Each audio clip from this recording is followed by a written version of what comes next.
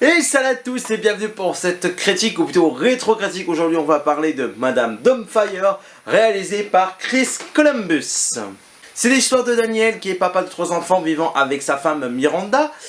Pour l'anniversaire de l'un de ses enfants, il va faire une immense fête derrière le dos de sa femme.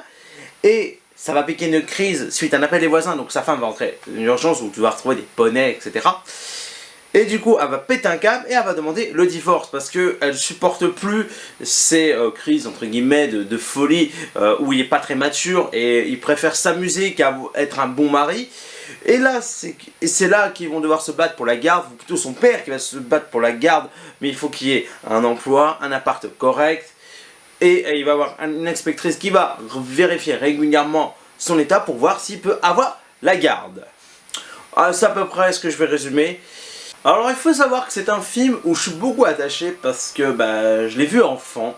Et puis Robin Williams, je n'ai pas à vous le présenter, c'est un grand acteur où je suis énormément attaché, qui fait partie de mon top 3 de mes acteurs que j'aime énormément. Réalisé par Chris Columbus. Chris Columbus, c'est un réalisateur que j'aime plutôt bien aussi, qui a réalisé les 2 premiers Maman j'ai raté l'avion, qui a réalisé 9 mois aussi, une comédie sympathique aussi avec Robin Williams, bizarrement, L'homme bicentenaire aussi, toujours avec Robin Williams.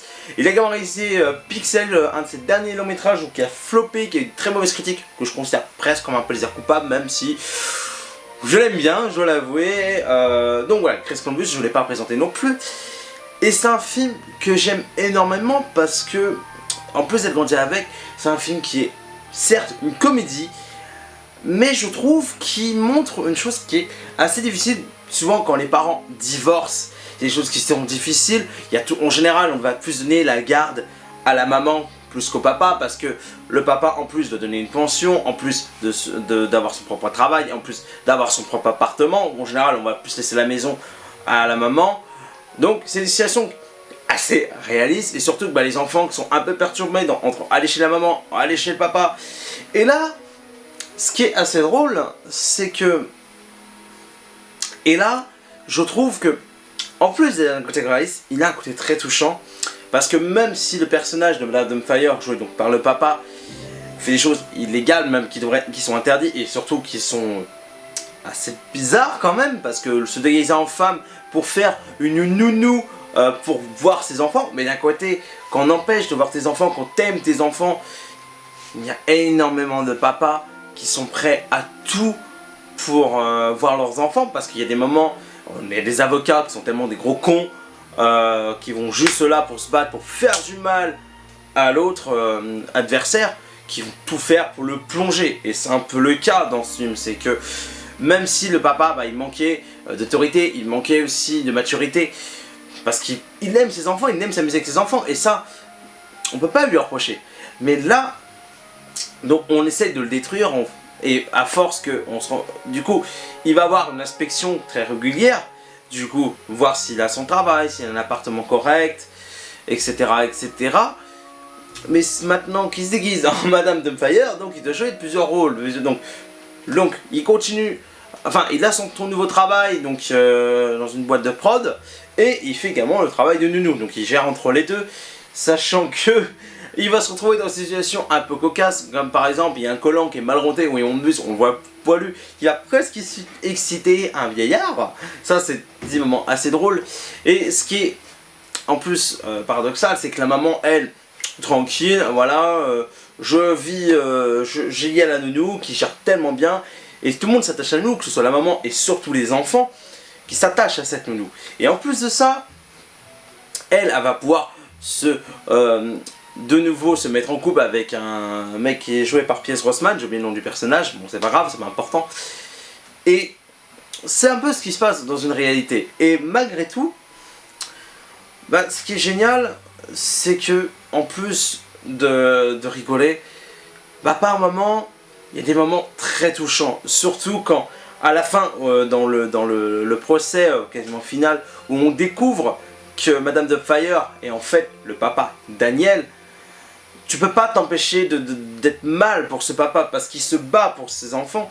Surtout que y a une scène, un moment où les enfants sont perturbés, ils veulent voir leur papa, et tu as Daniel qui dit vous inquiétez pas, papa est pas très loin.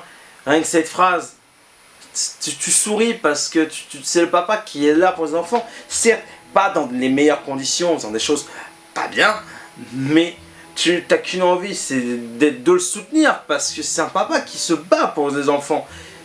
Et à un moment où tu vois ces deux enfants qui vont découvrir que leur papa a toujours été là, donc il est joué par celui qui fait Madame Dumbfire, et ce moment où il garde le secret parce que si la maman découvre c'est une catastrophe, et puis ça pourrait perturber la petite sœur, donc ils sont obligés de garder le secret. Et à un moment, malheureusement, suite à une situation, le secret va être dévoilé à contre-cœur. Et puis, donc, c'est là à ce moment qu'il y a le procès, et que là, il dit je me bats pour mes enfants, je les aime. Et est-ce que, même si on fait des choses pas bien, tant qu'on est là pour l'amour de ses enfants, parce que quand on voit dans la réalité des parents où s'en foutent des enfants, où on a souvent, en général, pas toujours, mais t'en as souvent un qui s'en fout plus que l'autre. Mais souvent, ce que je trouve injuste, c'est que par moment, on va plus donner la garde aux mamans, ce qui est plutôt logique, mais par moment, les papas en donnent plus d'amour à donner à leurs enfants.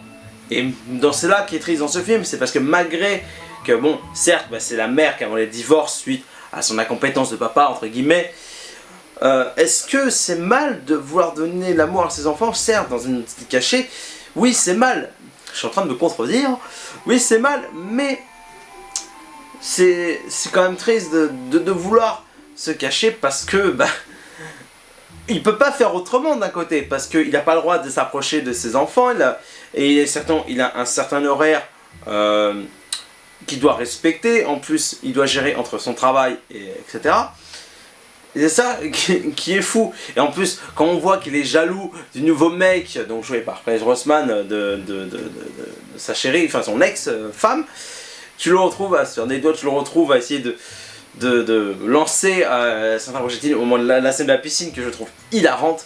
Il y a des scènes qui sont tellement cocasses, excellentes, où tu vois le père qui est complètement, la Dumbfire qui est complètement l'opposé du papa, qui est très organisé, qui va faire les devoirs, qui va être très strict, malgré le côté gentil. Mais on s'attache avec cette petite grand-mère, mamie, personnes âgées qui a pas d'enfant, il me semble.